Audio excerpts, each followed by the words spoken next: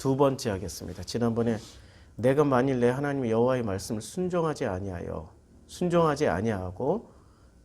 그 순종하지 아니하면은 이 모든 저주가 내게 임하여 이를 것이다. 이걸 했죠. 그러니까 순종이 뭐죠? 지난번에 했던 순종. 순종은 내가 하나님께 하는 게 순종입니까? 하나님이 당신의 맹세를 지키시기 위해서 우리에게 최선을 다하는 게 순종입니까? 하나님이 우리에게 최선을 다하는 게 그게 순종이에요. 그러니까 하나님이 먼저 우리에게 맹세하지 않았으면은 이 상호관계가 형성이 안 되는 거죠. 상호관계가 형성이 안 된 상태에서 내가 죽도록 노력하고 순종한다고 해서 그것이 효력이 있습니까? 전혀 없는 거예요. 상호관계가 형성이 된 상태에서라야 순종이라는 게 효력을 발휘하는 거죠. 근데 상호관계의 형성을 누가 먼저 하신 거예요? 하나님이 먼저 하신 거죠. 하나님이 먼저 하셨다라는 여러 가지 증거들이 있는데요. 하나만 보죠. 뭐. 창세기 2장에 보면 자, 창세기 2장에 안개만 땅에서 올라 적셨어요. 왜냐하면 땅을 갈 사람도 없었어요. 근데 사람들은 이미 있었어요. 사람들은 이미 있었고, 그리고 에덴 동산에 왜 쫓겨났는데 왜 사람들이 있고, 가인과 아벨 때 왜 사람이 있고, 우리는 늘 그런 서구식의 사고를 가지고 있었단 말이에요. 서구식의 절대적인 어떤 절대 상황을 생각을 하고 있었는데, 아니 이때 당시에는 이미 천지창조라는 게 1장 이후부터는 수많은 사람들이 존재하고 있는 거예요. 서구식의 그 정말 단무지 같은 생각이 아니라 관계 중심으로 생각을 해보면은 수많은 사람들이 있었는데 수많은 사람 중에 땅을 갈 사람도 없었어요. 그러니까 갈 사람도 없었다는 얘기야. 예. 그렇죠. 그러니까 여러 명 중에 한 명이에요. 그래서 갈 사람을 만들어야 되는 거죠. 갈 사람을 어떻게 만들어야 돼요? 여호와 하나님이 땅의 흙으로 사람을 지으시고 생기를 그에 불어넣으시니 사람의 생명이 됐어요.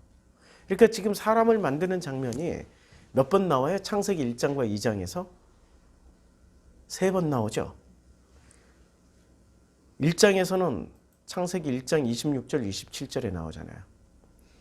하나님이 이르시되 우리의 형상을 따라 우리의 모양대로 우리가 사람을 만들고, 그리고 사람을 한번 만들어요. 그리고 만드는 목적이 그들로 바다의 물고기 하늘의 새와 가축과 온 땅과 땅에 기는 모든 것을 다스리자 하자 하시고, 27절 하나님이 자기 형상 곧 하나님의 형상대로 사람을 창조하시되 남자 여자를 창조하셔요. 한번 나오죠. 두 번째는 2장 7절에 나와요. 여호와 하나님이 땅의 흙으로 사람을 지으시고 생기를 그에 불어넣으시니 사람이 생명이 됐어요. 그 다음에 또 언제 또 만드세요? 여호와 하나님이 아담에게서 취하신 그 갈빗대로 여자를 만드시고 그를 아담에게로 이끌어 오시니 3번 나와요.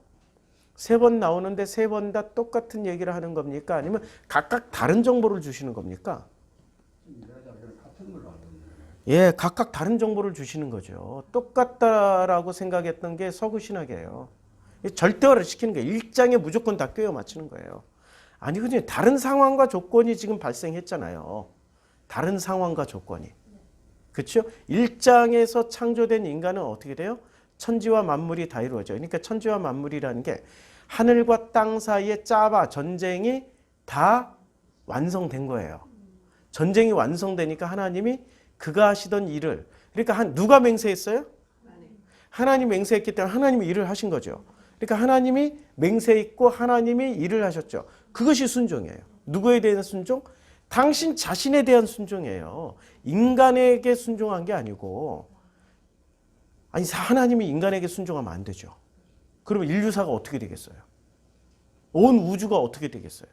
하나님은 당신이 맹세하셨기 때문에 당신 자신에게 순종하신 거예요. 그래서 하나님이 하시던 일을 드디어 7째 날에 마치실 수 있게 된 거죠.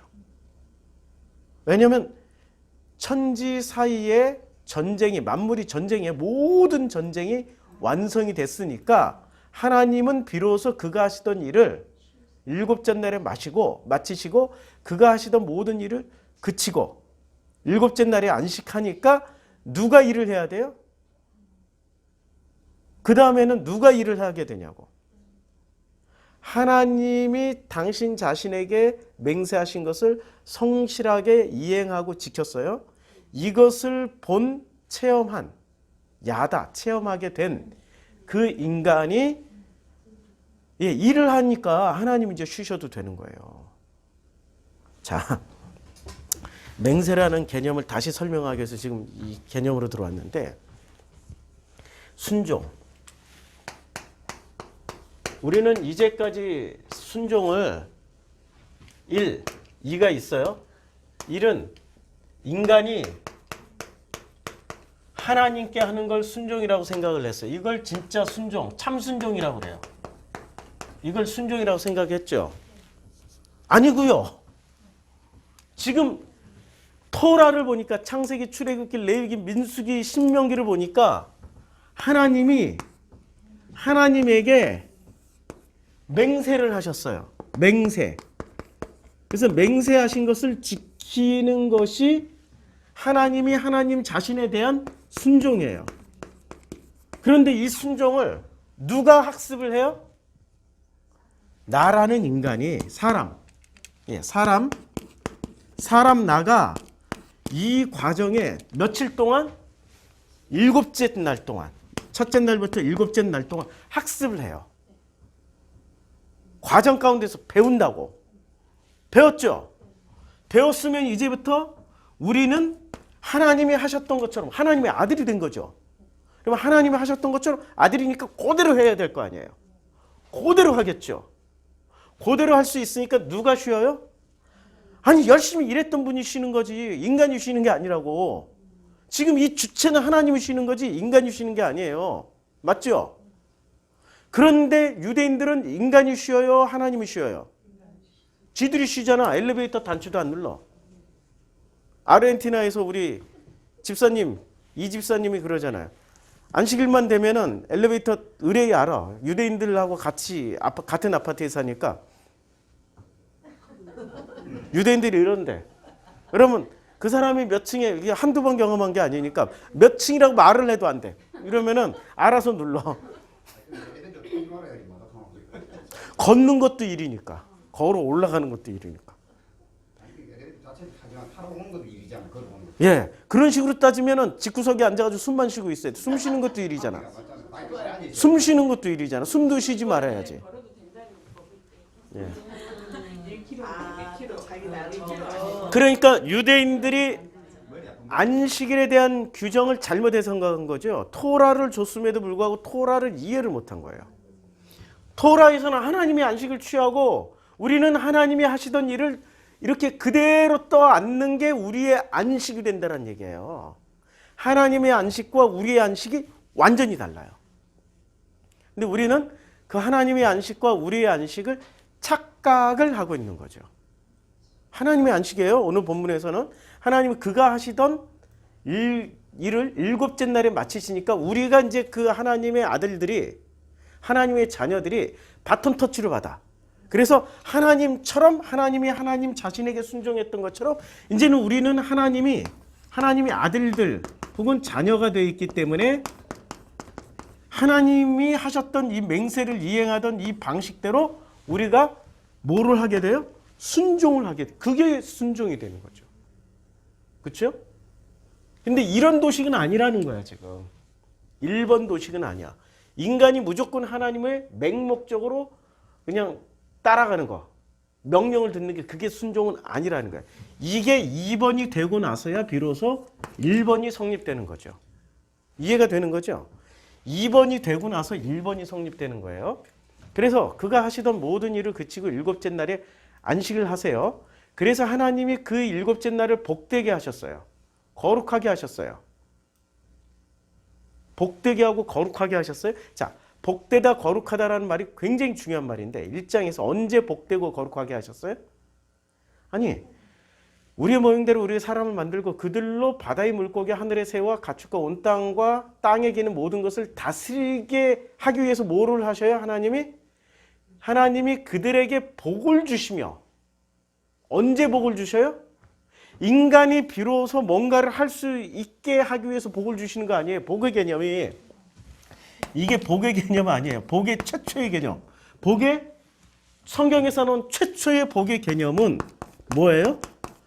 사람이 뭔가를 엄청난 물질의 축복을 받고 건강의 축복을 받고 성공 사업의 축복을 받고 구원의 축복을 받고 이거예요? 아니면 하나님이 하시던 일을 그대로 물려받아서 이 땅을 어떻게 해요? 예. 자, 여기 다시 바다의 물고기 하늘의 새와 가축과 온 땅과 땅에 기는 모든 것을 다스리게 하자 하시고 하나님이 그들에게 복을 주시며 하나님이 그들에게 이르시되 생육하고 번성해 땅에 충만하고 땅을 정복하고 바다의 물고기 하늘의 새와 땅에 움직이는 모든 것을 다스리게 하는 복을 주신 거예요. 다스림. 근데 이 다스리려면 어떻게 돼요? 말 잘 듣는 놈들은 상관없는데 말 안 듣는 놈들하고 말 안 듣는 놈들을 다스리려면 어떻게 해야 돼요? 전쟁해야 되죠? 싸워야 된다고. 전쟁, 싸움을 나가야 된다고. 그래서 2장에서 천지와 만물이 다 이루어지니라 요때 만물이 짜바란 말이에요. 지금 오늘도 짜바가 나오는데 요 짜바가 좀 달라요.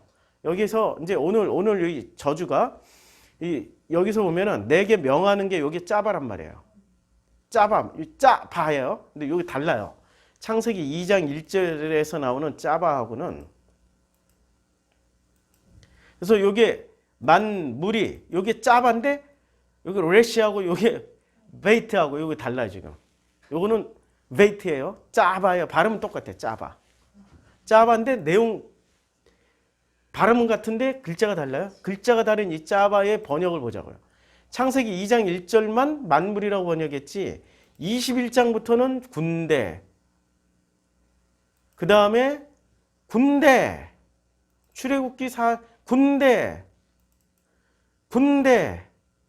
뭐예요 지금 짜바가? 거의 99% 전부 뭐로 번역했어요? 군대, 전쟁, 싸움으로 다 번역했어요. 민수기에 가서 보면 기가 막히죠. 민수기는 전부 다 싸움, 아예 전쟁으로 번역을 해버렸어요. 싸움, 맞죠? 다 전쟁이야, 싸움. 어디를 하든지 간에 싸움. 이 짜바란 단어가 군대, 전쟁, 싸움 이렇게 번역을 다 해버린 거예요. 짜바가. 그쵸? 뭐 더 이상 뭐 찾아볼 필요가 없을 정도로. 그러면 말 안 듣는 놈들을 다스리려면 어떻게 해야 돼요? 전쟁을 벌여야 되죠. 그래서 짜바라는 단어를 쓴 거예요. 그러니까 천지와 만물이 드디어 다 이루어졌어. 누구와 누구 사이에 전쟁이 다 끝난 거예요? 이때 2장 1절에서 전쟁은 누구와 누구 사이에 전쟁이 끝났어요? 하늘과 지금 이 번역을 다시 하면 2장 1절에 하늘과 땅 사이에 이 사이에 전쟁이 일어났었는데 이 전쟁이 누구와 누구와의 전쟁이에요?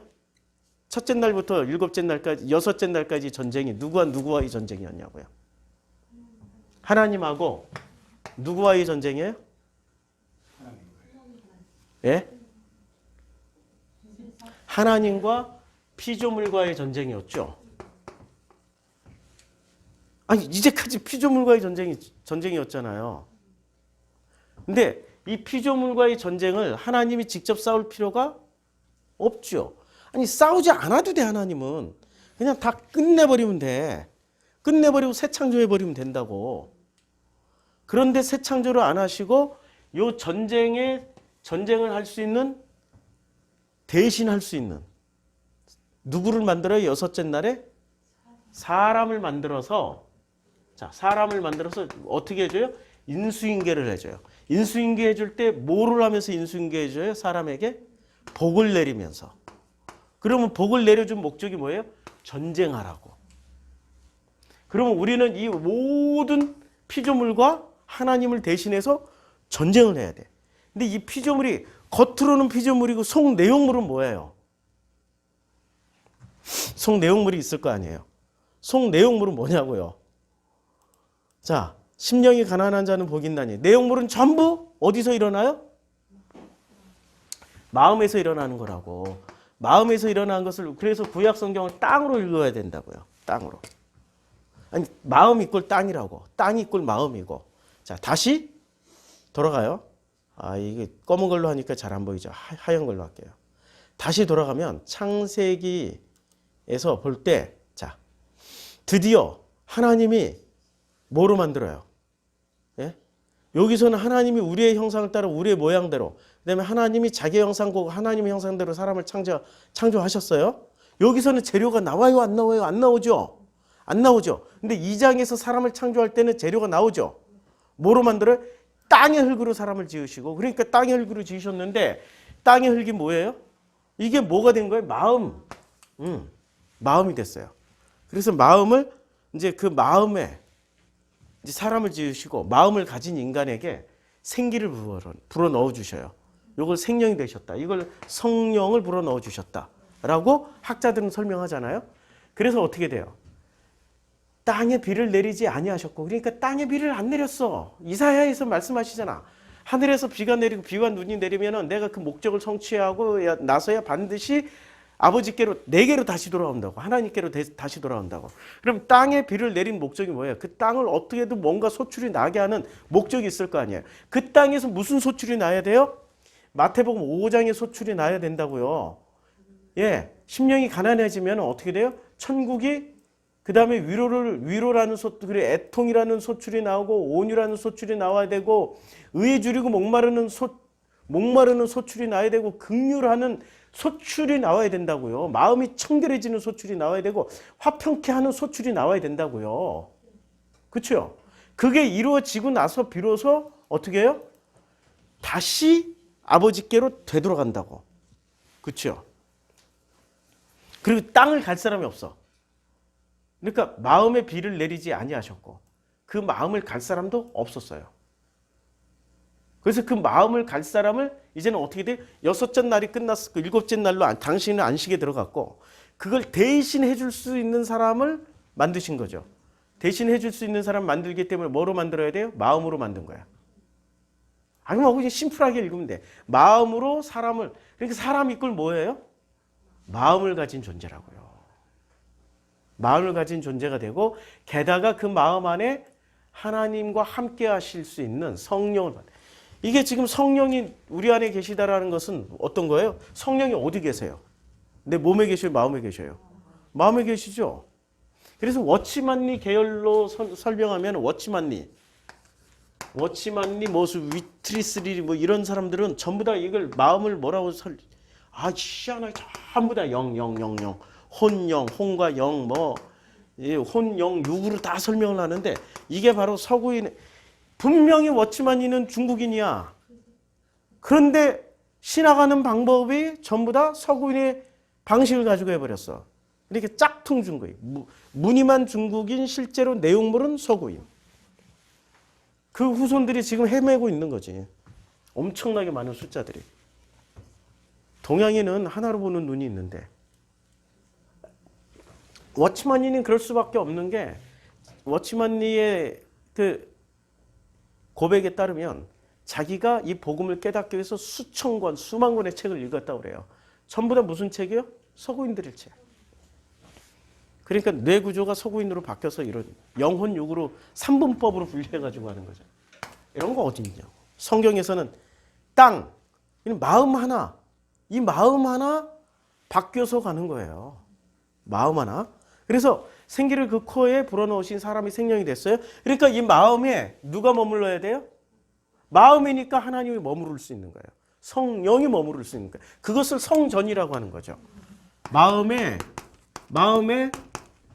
성령이 들어오시면 이 마음이 뭐가 돼요? 이것 자체가 성전이 되는 거예요. 그리고 이 성전 안에는 누가 임재하셔요? 아버지 하나님이 임재하셔서, 그러니까 지금부터 우리는 마음이 가난해지면 천국이 저희 것입니다. 이때부터 우리는 천국을 살게 되는 거죠. 천국을. 아니, 성경이 틀린 말 하나도 안 했잖아. 지금 다 성경대로 제가 말씀드리고 있는 거란 말이에요.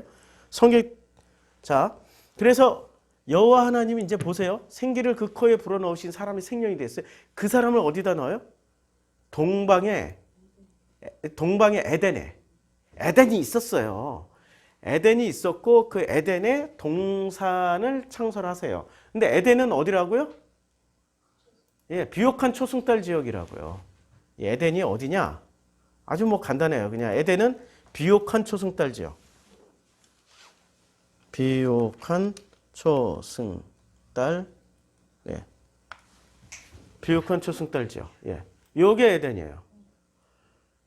요 지역 전체를 에덴이라고 불렀던 거예요. 요 지역 전체를. 그러니까 이 에덴의 실제적인 범위가 어디냐면은 이렇게 수메르 지역과 가나안 지역과 이집트 지역 전체를 포함한. 그래서 이 지역 안에 들어가 있는 여기에 이란 들어가 있지요. 여기에 이라크 들어가 있지요. 시리아 들어가 있지요. 여기에 요르단 들어가 있지요. 이집트 들어가 있지요. 가나안 땅 들어가 있단 말이에요. 이 지역 전체를 에덴이라고 불렀고 이 지역 어딘가에 동산이라는 곳을 창설하신 거예요. 거기에 이 사람을 넣어놓고 네가 얼마나 그 지역을 잘 하나님을 대신해서 이제 하나님을 벤치마킹이 아니라 하나님의 자녀로서 하나님과 함께 살면서 배웠잖아요. 그 배운 그 사람이 뭐를 해야 돼요? 하나님처럼 살아야 돼. 근데 하나님처럼 사는 길이 두 개가 있어요. 창세기에 따르면. 어떻게 살아요? 하나님처럼 창세기 2장처럼 사는 방법이 있고 창세기 3장처럼 사는 방법이 있다고요. 창세기 3장으로 일단 창세기 3장처럼 살면은 어떻게 살아요? 하나님처럼 살아야 되는 거예요. 지금 중요한 거는 하나님처럼 살아야 돼요. 두 가지 길이 있어요. 첫 번째는 창세기 3장으로 사는데 뭐로 살아요? 선악 지식을 먹고 하나님처럼 살게 돼요. 이 길은 옳은 길? 잘못된 길. 그러면 창세기 2장의 사람처럼 사는 거예요. 뭐로 살아요?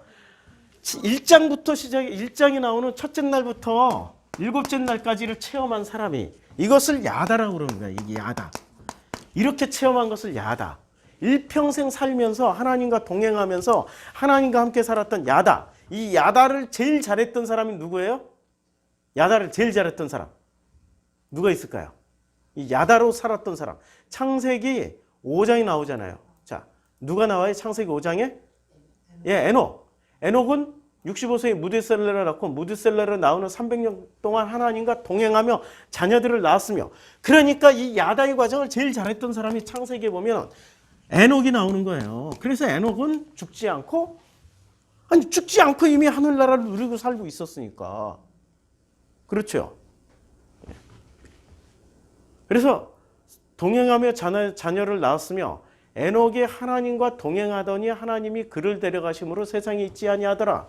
그러니까 이게 동행하다가 우리는 죽음이라는 게 육체적인 죽음은 있을 수 있을지 몰라도 어떤 죽음? 마음의 죽음은 없는 거야. 이미 거듭났으니까. 바로 하나님과 동행하고 하나님이 휙 데려갈 수 있는 거예요. 지금 틀린 말 하나도 안 했어. 지금 성경 그대로만 얘기하는 거예요. 자, 그러니까 우리는 창세기 3장의 롤로 살아가야 됩니까? 창세기 2장에 첫째 날부터 일곱째 날, 이제 여섯째 날까지 만들어졌잖아요. 그렇죠? 그리고 일곱째 날은 뭐 하는 날이에요? 하나님은 안식이고 우리는 이때부터 일을 하는 거예요. 짜바를 하는 거예요. 예, 이게 우리의 안식이라고. 그래서 야다를 해야 된다고. 동행하면서 하나님과 동행하면서 야다를 해야 되기 때문에 우리 안에 뭐가 필요해요? 혼자 못 싸우니까 하나님이 당신을 대신해서 뭐를 불어넣어 주셔야 돼요? 그래서 성령, 생기를 불어넣어 주신 거예요. 성령을 불어넣어 주시고 이때부터 우리는 야다하면서 동행하면서 가면서 자, 뭐를 해요? 이 사람이 자녀들을 낳는 거예요. 그래서 복음의 자녀라고. 이건 친자가 아니라 끊임없이 이 복음을 우리가 설명해 주는 거예요. 우리가 해야 될 일은 이거야.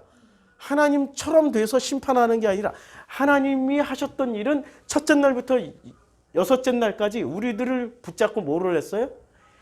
가르치신 거야. 야다. 그냥 동행하면서 삶으로 깨닫게 해주신 거예요. 어떻게 깨달아요? 야, 이게 복음이구나.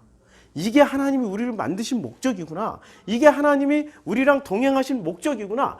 이걸 깨달아야 되는데 전부 다 우리는 어디에만 초점 맞춰요? 그 엄청난 복음의 내용을 딱 하나, 구원과 축복. 여기. 그런데 구원과 축복은 사실 기독교 메시지 아니어도 돼. 불교도 구원과 축복 얘기해주고, 힌두교도, 이슬람도, 모든 종교는 다 구원과 축복을 전제로 해서 뭐를 만들어? 종교를 만들었고, 모든 종교는 구원과 축복을 주는 시스템을 가지고 있다고. 우린 이걸 넘어서야 된단 말이에요. 넘어서서 어떻게 돼요? 우리의 삶 전체를 통하여서 하나님과 동행하는 삶을 사는 것이 우리에게 가장 중요한 목적이 되어야 되는 거죠. 그리고 그 동행하는 과정에서 우리가 나올 말은 세상 말이 나오겠나요? 하나님의 말이 나오나요? 하나님의 입에서 나왔던 말이 우리를 통해서 흘러가기 때문에 누가 먹고 살아요? 이 자녀들이 먹고 사는 거지. 이 친자가 아니고 제가 언젠가 한번 이거 설명 많이 해드렸어요. 이 친자가 아니고 복음의 자녀들은 누구로 인해서 먹고 살아요? 부모. 친자가 아니고 양자. 복음의 자녀들이니까. 그래서 우리에게 양자라고 끊임없이 설명하시는 거죠. 예수가. 바울이. 끊임없이 설명하는 거죠. 자, 다시 또 창세기 2장으로 돌아갈게요. 창세기 2장으로 돌아가면 드디어 땅을 갈 사람도 이제 마음을 갈 사람이 없었던 거야. 왜 갈 사람이 필요해요? 하나님은 당신의 맹세하신 것을 그대로 다 이행을 하셨고, 이제 그걸 대신해서 광야에서 40년 동안 배웠던 그 사람들이 이 일을 해야 되는 거야. 그러니까 첫째 날부터 여섯째 날은 광야에서 일어날 일들이라고요. 아이고, 이제 이해가 되죠? 네. 예. 지금 우리가 그렇게 만들어지고 있는 거라고. 이걸 서구 신학의 관점에서 실제로 존재했냐 안 했냐 이런 거 가지고 따지다 보니까 진짜 내용물을 찾지 못하고 전부 다 창조과학회처럼 이게 하나님 창조했다 안 했다 여기에만 초점을 맞춰가지고 성경을 왜곡시켜버리는 거죠. 정말 하나님이 하시고자 하는 그 본래의 뜻을 찾지 못하고요. 자, 땅을 갈 사람이 없었으므로 들에는 초목이 없었어요. 그래서 두 번째 인간 창조가 나와야 되는 겁니다.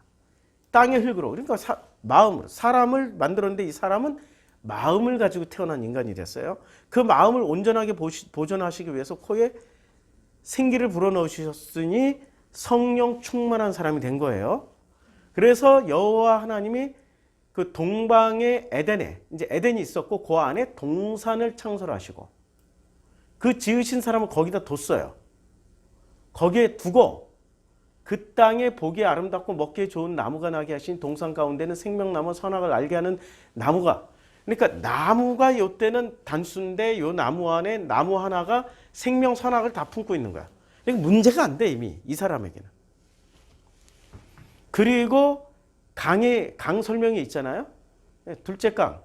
기온이고 구스 온 땅을 둘렀어요. 이렇게 나일강 아니에요. 에집트, 수단을 다 둘러서 내려온 강이니까 나일강. 그 다음에 히데겔. 이게 티그리스 강. 아수르를 동쪽으로 흘렀으니까.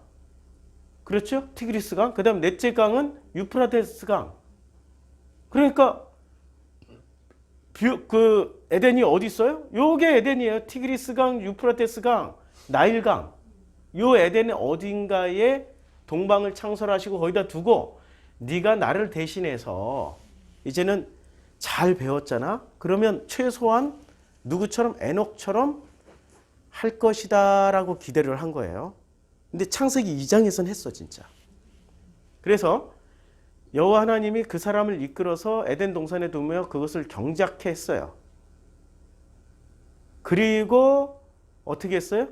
흙으로 여호와 하나님이 흙으로 각종 들짐승과 공중의 각종 새를 지으셨어요.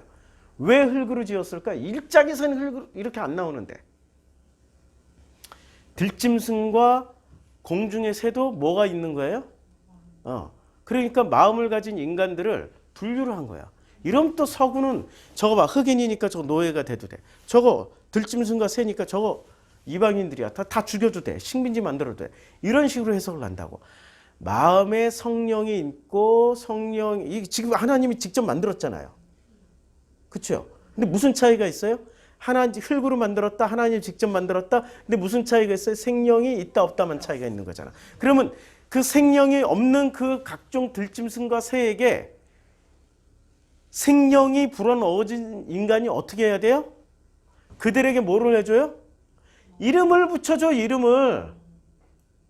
이름이 돼. 자, 창세기 5장으로 다시 넘어가자고. 이름을 누가 지어줘요? 예? 아담이 셋을, 자, 이름을 누가 지어주냐면, 창세기 4장 아담이 그 아내 하와 동침한 하와 임신하여 가인을 낳아요. 그쵸? 그 다음에, 그리고 그 가인을 낳고 이르되 내가 여호와로 말미암아 득남하였다라고 얘기를 해요. 그치요? 그리고 나서 요때는 이름을 지어요, 안 지어요? 그냥 이름 짓는 과정이 없죠? 마지막에 4장 마지막에 보세요. 아담이 쟤를 낳아 그의 이름을 셋이라 했어요. 이름을 지어줬죠? 여기는 이름을 왜 지어줘요? 복음의 자녀이니까 이름 지어준다고. 그럼 복음의 자녀라는 것은 어떤 과정을 지나온 거예요? 예. 하나님에 의해서 흙으로 만들고 그 코에 생기를 불어넣어 주시고 생명이 된 그 사람이 지금 무슨 일을 해야 되는 거예요? 똑같이 흙으로 만들고 하나님이 만들었고 재료도 같은 흙인데 이 사람은 그 들짐승과 새에게 뭐를 해줘야 돼요? 이름을 지어주잖아. 이름을 지어주잖아. 그러니까 그 이름을 지어주는, 이름을 받는 그 순간 그들은 뭐가 돼요? 예, 셋이 되는 거야. 셋처럼 복음의 자녀가 되는 거야. 이는 하나님이 내게 가인이 죽인 아벨 대신 다른 씨를 주셨다 하며 셋도 아들을 낳고 그의 이름을 에노스라고 이름 지어줬어요. 이름을 계속 지어주지요. 신기하죠. 성경에 이렇게 디테일하게 성경이 얘기를 해주고 있어요. 이름 짓는 게 굉장한 의미가 있다고. 에노스라 했으며 그때 사람들이 비로소 여호와의 이름을 불렀던 거예요. 그러니까 이 5장 족보에서는 이제 셋은 105세에 에노스를 낳고 그다음에 에노스는 90세에 게난을 낳았고 요 사이에 뭐가 생략된 거예요? 4장에서 이름을 지어준 게 생략된 거라고. 근데 우리는 4장을 통해서 충분히 유추 가능한 거죠. 그러니까 5장의 족보는 낳고가 아니라 이름을 지어준 게 나은 거야. 이름을 지어준 게 나은 거야. 그래서 자녀들을 낳았으며 계속 자녀들을 마할랄레를 낳았고 그 다음에 자녀들을 낳았고 마할랄레도 낳고 뭐를 낳아요? 자녀도 낳고 야렛을 낳았으며 또 야렛을 낳고 또 어떻게 해요? 자녀를 낳았으며 이게 꼭 반복으로 나오는 거예요. 그치요? 다시 2장으로 돌아갈게요. 그래서 하신 일이 뭐예요? 이 아담이 하셨던 일이? 곧 그의 이름이 되었더라. 이름을 짓는 거예요. 각 생물을 부르는 것이 곧 그 이름이. 이게 무슨 뭐 호랑이, 너 고양이, 너 표범 이런 과정이 아니라고. 이런 우스운 과정이 아니야. 이 복음에 깊숙한 내용이 들어가 있는 거예요. 이런 것을 해석을 못하니 이 서구의 신학자들은 전부 다 이걸 이문서, 제이문서, D문서, P문서 이렇게 찢어발기기만 했지 해석을 못하고 각각 나눠버리고 모른다 하고 결론 없이 끝내버리는 게 구약성서학자, 이제까지의 구약성서학자들의 모습이었다고요. 그런데 저처럼 해석하는 게 맞잖아요. 오직 성경만 가지고 해석하잖아요. 근데 이것을 또 자기의 뜻과 자기가 배웠던 서구신학과 다르다고 이걸 뭐라고 해석하냐면 저 알레고리 해석이야. 영예야. 이런 식으로 넘겨버려. 이게 무슨 영예냐고. 성경이 이렇게 내적 연관성을 다 가지고 철저하게 내적 연관성의 어떤 단서들을 다 주고 있는데. 자, 그래서 아담이 모든 가축과 공중의 새와 들의 모든 짐승에게 이름을 줘야 되는 거예요. 이름을 주는 게 무슨 일을 하는 거예요? 당신의 자녀로 만드는 거야. 아버지의 자녀. 그래서 5장의 족보가 나오는 거예요. 5장의 족보가 다시 나오는 거야. 5장의 족보인데, 자, 아담의 계보를 적은 책이라. 하나님이 사람을 창조하실 때 누구대로 창조했어요? 하나님의 모양대로. 이게 전제 조건이야. 그럼 아담이 이름을 지어주면은 그 이름을 받은 그 존재는 자기 아버지가 누가 돼요?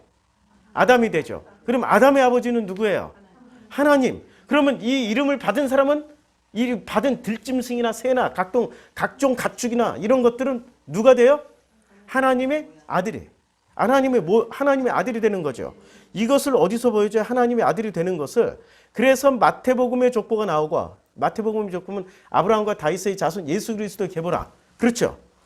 아브라함부터 시작해요. 아브라함이 이삭을 낳고 이삭은 야곱을 낳고 쭉 어디까지 나가요? 그래서 이 족보는 어디까지 갑니까? 자, 야곱은 마리아의 남편 요셉을 낳았으니 마리아에게서 그리스도라 하는 예수가 나시니라. 여기서 딱 끝나요. 아브라함부터 우리는 이 족보를 거슬러 올라가 봐야 어디까지밖에 못 올라가요? 아브라함밖에 못 올라가요. 아브라함밖에 못 올라간다고요.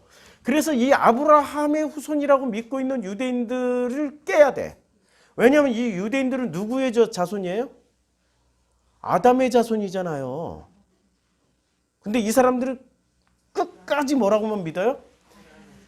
그래서 예수가 이 아브라함의 자손들을 깨주는데 어떻게 깨줘요? 요한복음 8장에서 깨주잖아요. 요한복음 8장에서 예수가 이렇게 말씀하십니다. 자, 예수께서 이르시되 하나님이 너희의 아버지였으며, 그러면 하나님이 아버지라는 것은 아브라함을 건너서 데라를 건너서 어디까지 가야 돼요? 아담까지 가야 되죠. 에노스, 셋, 아담까지 가서 아담에서 또 어디까지 건너가야 돼요? 하나님까지 가야 되는 거죠. 근데 이 사람들은 하나님까지 안 가고 어디까지 머물렀어요? 아브라함. 하나님까지 안 간 이유를 아세요? 하나님같이 그렇게 거룩하고 위대하고 놀라우신 그런 하나님이 감히 우리가 어떻게 겸손사상. 겉으로 보기엔 무지하게 훌륭해 보이잖아요. 그게 함정이야. 예수께서 이르시되 하나님이 너희 아버지였으면 너희가 나를 사랑하였으리라. 하나님이 아버지가 아니고 이 사람들의 아버지는 누구예요? 아브라함. 예수를 사랑하지 않는 거야. 만약에 하나님이 아버지다라고 했으면 진짜 아들이신 예수가 왔을 때 진짜 사랑할 수밖에 없잖아요.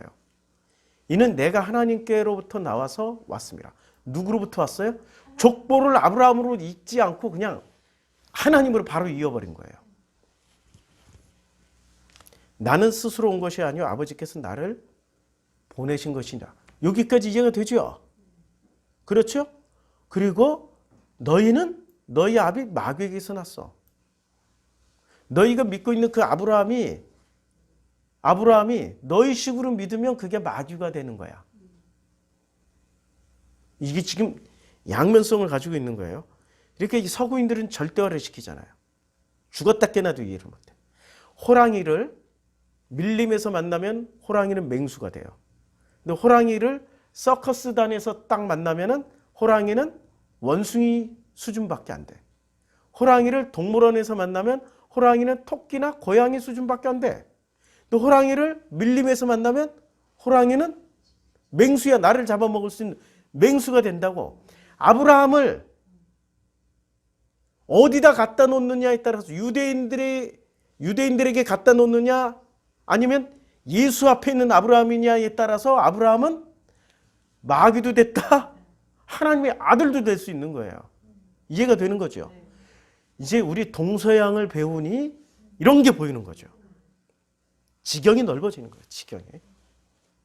자, 다시 본문으로 돌아가서 지금 이게 이게 오늘 못 넘어가겠는데 이거 오늘 그 신명기 28장 15절 못 넘어가겠는데 왜 순종 설명하다 여기까지 왔는데 무엇이 순종이냐는 거예요. 무엇이 순종이죠? 순종은 아주 간단해요. 우리가 하나님처럼 사는 게 순종이야. 근데 하나님처럼 사는데 창세기 3장처럼 살면 이건 순종 아니야. 이건 불순종이야. 선악지식으로 살아가면 불순종이고 창세기 2장에 아담처럼 살 때가 이게 순종이라고. 근데 아담처럼 사니까 뭐를 해줘요? 이름을 지어줘요. 이름 지어준다라는 것은 창세기 5장에서 아들을 자기 직계 아들을 만들고 자녀들을 많이 낳는 거야. 자녀를 많이 낳으셔야 돼요. 이게 복음의 자녀라고요. 근데 복음의 자녀를 낳으려고 봤는데 우리 안에 아버지의 말씀이 없어. 없으니까 안 나와. 있으면 나와. 자우지가 나오게 돼. 하나님의 입에서 나오는 모든 말씀으로 우리가 먹고 사는 거지 떡으로만 살 것이 아니오. 그리고 떡으로도 살아야 된다는 얘기예요. 떡으로도 살고 하나님의 입에서 나오는 모든 말씀으로 우리가 살게 되어 있단 말이에요. 그 말씀이 나와야 돼. 언제 나올까? 그 성령이 내 안에 계시면 나오게 돼 있어요. 그래서 생기를 불어넣어 주시는 거예요. 자, 다시 창세기 2장으로 되돌아가서. 오늘 엄청 중요한 얘기를 하네요. 자, 그래서 동방의 에덴에 끊고 거기에 동산을 창설하시고 그 지은 사람을 거기다 뒀어요. 그리고 그 사람이 하는 일이 뭐예요? 자, 그것들을 그에게 이끌어 가시니 아담이 각 생물을 부르는 것이 그 이름을 대요. 그런데 자, 아담이 모든 가축과 공중의 새와 들의 모든 짐승에게 이름을 줘요. 그런데 아담에게 돕는 배필이 없는 거예요. 이름을 주기도 하지만 돕는 배필도 필요한 거예요. 이 돕는 배필에 대한 해석이 굉장히 많아요. 오히려 서구 신학에 여기서는 알레고리 해석을 해요. 돕는 배필이 교회야. 이게 알레고리야. 이게 영해라고. 그래서 교회를 어느 차원까지, 교회당이라는 것을 어느 차원, 교회라는 시스템을 어디까지 올려놔요? 하와이 수준까지 올려놔. 이게 영예라니까. 신학 공부 조금이라도 해보신 분들은 알잖아요. 여호와 하나님이 아담을 깊이, 이제 돕는 배필이 나오기 위해서는 어떻게 해야 돼요? 죽어야 돼. 왜 죽어야 돕는 배필이 돼요? 죽어야만이 그 돕는 배필하고 살 수 있어. 안 죽고 그 돕는 배필하고 살면은 한순간도 못 살아. 그래서 하나님 죽이시는 거예요. 그렇죠? 이제 지금 죽은 거예요. 일단 죽었어요. 죽었어요. 그리고 잠들매 이게 죽은 거예요. 그리고 그 갈빗대 하나로 취하시고 살로 채우시고 어떻게 돼요? 그래서 이제 그 갈빗대로 여자를 만드시고 아담에게 이끌어 오시니까 어떻게 됩니까? 그의 아담과 그의 아내가 두 사람이 벌거벗었으나 부끄러워하지 아니하리. 왜? 왜 안 부끄러워요? 죽었으니까. 죽었다가 다시 살아난 존재니까 안 부끄러워. 근데 3장에 가자마자 어떻게 돼요? 3장에서 어떻게 되냐고요. 예. 그래서 눈이 밝아져 하나님같이 되니라. 그러니까 하나님 불러요. 내가 벗었으므로 두려워하여 숨었나이다. 벗은 게 두려운 거야. 부끄러운 줄 알아. 누가 너희 벗었음을 내게 알렸느냐? 내가 내게 먹지 말라 명령한 그 나무를 내가 먹었느냐? 그러니까 아담이 뭐라 그래요? 나와 함께 있게 하신 트림이 저절로 나와요. 이 깜짝깜짝 놀라신데 이 트림 소리 듣고 죄송합니다. 저도 모르게 나와. 이게 생리적 현상이라. 예. 근데 들어가요. 이게 마이크가 감도가 좋아가지고 나와 함께 있게 하신 그 여자 그가 그 나무 열매를 내게 주므로 먹었나이다라고 변명을 하지요. 누구 때문에 먹었다 그래요? 여자 때문에 먹은 거예요. 그런데 실제로는 누구 때문에 먹은 거예요? 자기가 안 죽으려고 먹은 거죠. 결코 죽지 아니하리라. 그리고 하나님같이 되려고 자꾸 이름을 지어주다 보니까 어떻게 돼요? 지들이 기고만장하는 거야. 신이 되는 거야. 이 경계선을 지켜야 되는데 그걸 못하는 거죠.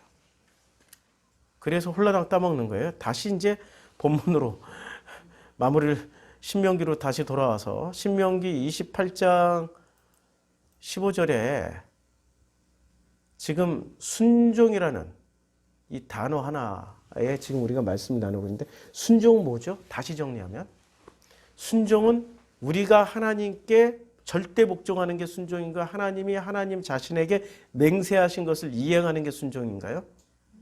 하나님이 하나님 자신에게 맹세하신 것을 지키는 것, 이행하고 성실하게 지키는 것이 그게 순종이에요. 그 순종을 우리는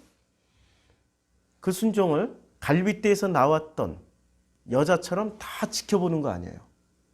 지켜보면서 그게 야다란 말이에요. 동침하는 거. 야다를 통해서 알게 돼요. 그러면 그때부터 우리가 어떻게 해요? 그때부터 우리가 하나님께 순종하는 건 오케이. 근데 하나님한테 한 개도 배우지도 않고 지가 지 멋대로 하나님은 이걸 좋아하실 거야. 하나님은 이걸 기뻐하실 거야. 하나님은 11조를 기뻐하실 거야. 하나님은 교회 충성봉사하는 걸 기뻐하실 거야. 하나님 목사님에게 양복해주고 목사님에게 차 사주는 걸 기뻐하실 거야. 이런 식으로 해서 순종하는 건 순종? 아님. 그건 지가 좋아서 한 거야. 지가 좋아서 어떤 조건에 구원과 축복이라는 조건에 꽂혀가지고 그거 받기 위해서 하는 그걸 뭐라고 그러죠? 그걸 로비 활동이라고 그러죠. 로비한 것에 불과한 거예요. 진짜 순종은 하나님이 하나님에게 맹세하신 것을 지키는 것을 하나님과 동행하면서 일평생 동행하면서 배우면서 그것을 자기 몸으로 체득하고 이해하고 깨닫고 체득하면서 자기도 모르게 자기의 삶 속에서 어떤 말과 행동으로 나오다 보니 자기와 똑같은 이제 복사품이 나오는 거죠. 그들에게 이름을 지어주고 아들이 되면은 그 또 자녀를 낳고 하는 것이 그게 순종이라고요. 그게 순종이라고. 그러니까 복의 개념이 확 바뀌는 거지. 그래서 순종하지 아니하면 어떻게 돼요? 이 모든 저주가 내게 임하여 저주가 임하여 이를 것이라고 말씀하셨어요. 무서운 말이죠. 그러니까 자기 자신에게 구원과 축복이라는 것을 쟁취하기 위해서 로비 활동하면은 그는 순종 아니에요. 그건 이 모든 저주가 내게 임하여 내게 이르는 저주를 받게 되는 거예요. 순서를 잘 밟아야 돼요. 바둑에 수순이 있는 것처럼. 그래서 오늘 내게 명령하는 그의 모든 명령과 규례를 지켜 행해야만이 이 저주가 면해지는 거예요. 근데 명령하는 게 뭐예요? 아니 이제까지 말씀했잖아요. 창세기 1장, 2장, 3장을 통해서 말씀드렸잖아요. 5장까지 4장, 5장까지 통해서 설명했잖아요. 이걸 지켜 행하지 아니하면 이 모든 저주가 인간들에게 임해서 그렇게 가는 거예요. 나머지 쉽죠. 그냥 내가 성읍에 들어가도 저주를 받으면 들에서도 저주를 받으면. 자, 15절까지 하고 내일은 16절부터 하겠습니다.